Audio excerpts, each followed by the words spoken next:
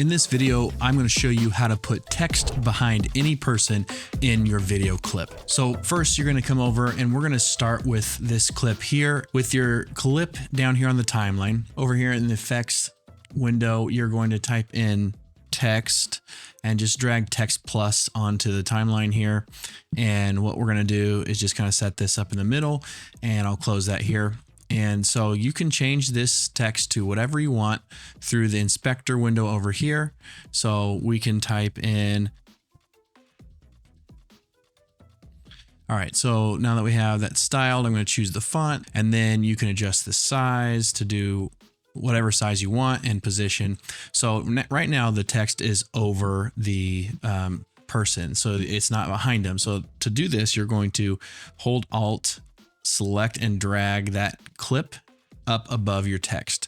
What we're going to do is we're going to use the magic mask to cut out this person. And so to do that, we're going to come over to the color tab. There's two ways of doing it. You can do it in Fusion. You can also do it in the color tab. I usually do it in the color tab, especially if I don't need to track any motion for the text, because it's faster. It's just easier if I want to make some color adjustments to that person as well. So over in the color tab, you're going to select this little icon right here, which is the magic mask area. And so I'm using the studio version of Resolve, and this is the Resolve 20, so it has the magic mask 2.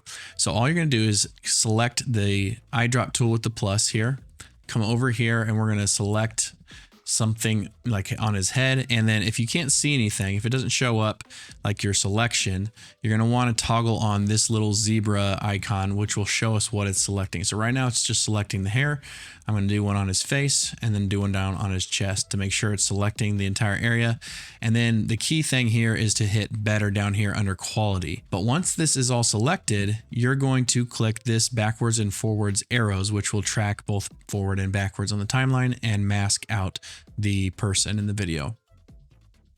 All right, so that took about 30 seconds there, and now you have the entire clip masked with this person. So to get the output, if you just come back over here, you're going to see it didn't really do anything. So you have to set the alpha output. And so to do that, you right click over here and then add alpha output. Then drag the alpha from this node to that output.